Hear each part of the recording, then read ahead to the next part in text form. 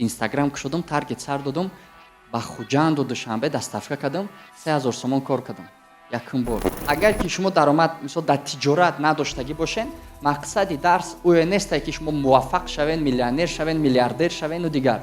Мақсади гап ҳамое ки шумо ҳамо хуна як бор бичашед. На ин ки мисол ман ноолум не ки ман бояд миллионер шавам. Барое ки стресс мешавад, депрессия мешавад. Ту даже агар 100,000 сомон кор кунӣ, ту меги охи ин миллион несте ку. Ту тотальное обесценивание мешавад. Қад рихта пас мекунӣ. Надоштани стратегияи тиҷорат, чхеле ки гуфтем, агар тиҷорат стратегияи муваффақ шидана надошта боша, то заводской чхели стратегияи банк қарздору минус рафтану чӣ шиданай. Агар ки шумо надоштен стратегияи точка Б, амора дарсомон ҳамаш як формула қатъияй. Точка А Б. То есть точка А Б мо намегем ки чхе миллионер шави. Барое ки одаме ки оли даромадаш нолай, вай бояд миллионериро фикр накуна. Одаме ки даромадаш нолай, вай мо як калимаи зур дорем, first blood. First blood чиай?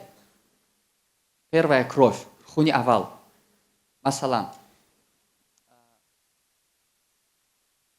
вақте ки паланг ёки шер кӯдак мекуна, мисол таваллуд мекуна, аввал ба чӣ калон мешавад? Шир қатӣ, ҳамхе аст? Кадом ҳолат вай ай шир отказ мекунаву ба шикор мегзара, ба гӯшт мегзара. Вақте ки як бор маззаи хуна бичаша. То есть шере ки ба шир калон меша, як бор маззаи хуна мечаша, тамом, дига ба шир розӣ намешава. Агар ки шумо даромад мисол дар тиҷорат надоштагӣ бошен, мақсади дарс ӯе несте ки шумо муваффақ шавен, миллионер шавен, миллиардер шавену дигар. Мақсади гап ҳамое ки шумо ҳамо хуна як бор бичашен. Як бор ай тиҷорат я MVP када я 3-4 ҳазор сомон кор кунед. Даже 500 сом кор кунед. И баъд агар шумо биравен амай дарс, шуморо дига ман када намешавад. Ки ҳам хеле ҳолат дора, ҳам хеле фикр дора. Як бор ман як сделка кунам 2000 сомон ҳами бизнес кор кунам, дига ман када намешавад. То есть мақсади дарс ҳама миай. Мо фокуса дар ин мекунем ки, то есть бисёри вақт хатор гира мо дар чӣ дидем? Одам мебиёя I0 ё ки I0 ҳам не. Одам мебиёя 20,000 кор мекуна I0 то 50,000. 50,000 калон неста як моҳда. То 50,000 кор мекуна, мо анализ кардем. Лекин дарс мебиёя, мақсад чӣ мемона? Ман бояд миллионер шавам мекунам.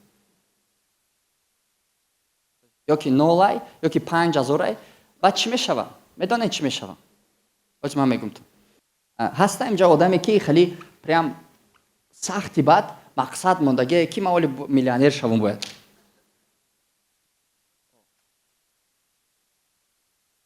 ҳозиражда партояни мақсадотона. Қалан ҳозиражда. Ҳозиражда. Неке барои чӣ? Барое ки як калимаи зур астай.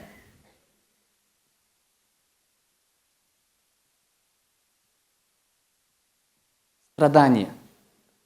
Яъне норозӣ будан.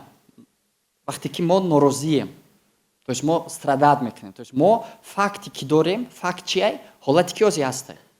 Мо факти ки дорем, ай мо факт розӣ нест. А страдания формулаш чиай?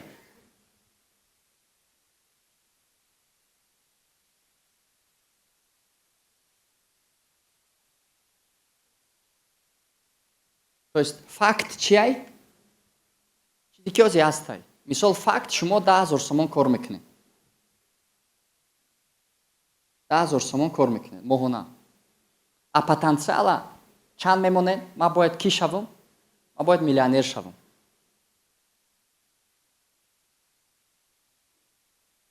байни ҳамиву ҳамӣ чанд қа разницаи?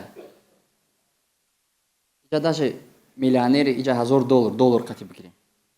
То есть разницаи байни ҳамиву ҳамӣ уровени страданияи шумо мешавад. То есть шумо депрессия мешавед. Барои чӣ? Вақте ки шумо $10,000 даромад доштагӣ бошед, номақсади миллионер шидан қатъи зиндагӣ кунед, шумо ба $2,000 розӣ мешавед ё не? Лекин аз $1,000 ба $2,000 гузаштан натиҷаи хубе ё не? Беҳтарин натиҷае. Ту XD кадӣ. фикр кунед ки мақсадтона шумо на ин ки миллионер шидан бимонед, а просто точка А, точка Б, XD. Просто чихе мо XD кунем, чихе мо яга D кунем, а D-ра мо чихе 4 кунем, а 4-ра мо чихе 8 кунем.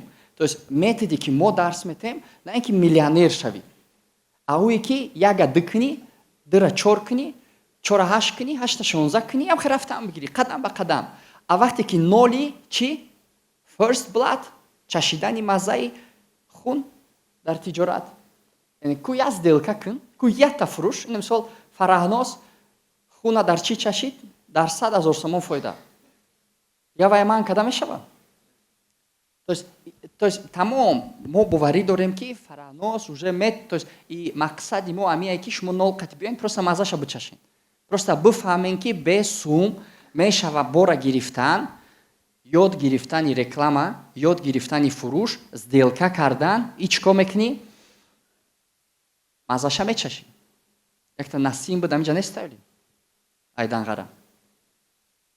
Мега ман ака дар Данғара шитагӣ будам, дар корвон я шинос кор мекард, витамин мефурӯхту.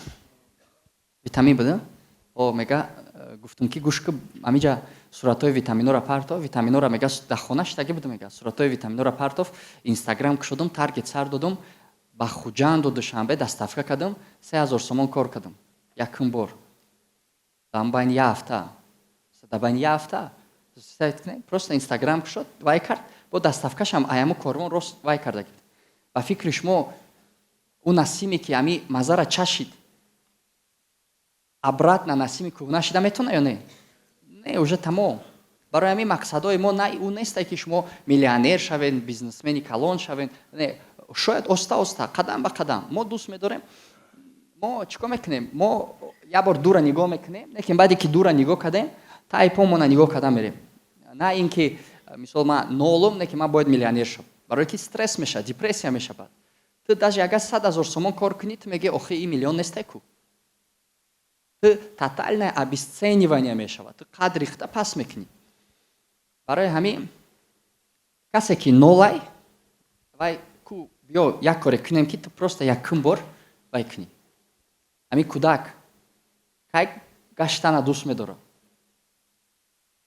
Вақте ки хест 3-4 қадам зад, дига ӯра мешава бугӯй ки бишяк, дига нахе. Чӣ кор мекуна ӯ? Дига хистан мегира. Дига ами ё ки аҳамият додаген кӯдаке ки аввал ховай ку, баъд яке хеле хистана ёд мегира ку, хеле мехеза ку, баъд дига вай скотч кунӣ ки вай хистан мегира. Барои ҳамин мо ҳам мехоҳем ки шумо як бор касе ки накардагиай дар тиҷорат, як бор ё ки касе ки тиҷорат кардагиаю дора, шумо ба тарзи замонавӣ сделка кунед. Мисол на ин ки сарафани радио шиносо ждат кунӣ ки ҳаво соз боша, клиентҳо биёянд. А через воронка када клиент биёя, вақте ки шумо мазаи воронкара мечашен, шумо дига ба ӯ офлайну ждат кунӣ ки биёя, ба ӯ розӣ намешед.